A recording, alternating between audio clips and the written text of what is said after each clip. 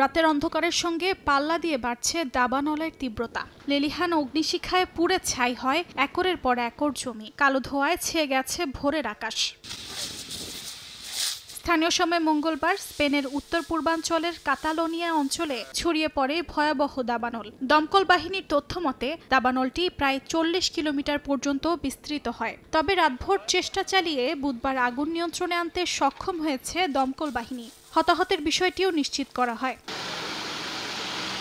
Europe জুড়ে চলমান তাপপ্রবাহ পরিস্থিতির মধ্যে এই আগুন নতুন করে আতঙ্ক ছড়িয়েছে। স্পেন ও পর্তুগালে জুন মাসে সর্বোচ্চ তাপমাত্রা রেকর্ড হয়। কাতালোনিয়ায় তাপমাত্রা স্বাভাবিকের চেয়ে 10 ডিগ্রি সেলসিয়াস বেশি ছিল। দাবানল মোকাবেলায় মোবাইল ফোনে সতর্কবার্তা পাঠিয়ে 14,000 মানুষকে ঘরের ভেতরে থাকতে বলা হয়। রাতের দিকে পরিস্থিতি কিছুটা স্বাভাবিক হলে সেই নির্দেশ প্রত্যাহার করা হয়।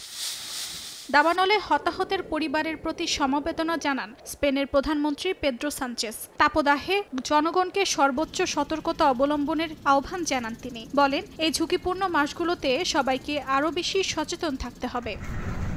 অর্জিতা শহীন, সময় সংবাদ।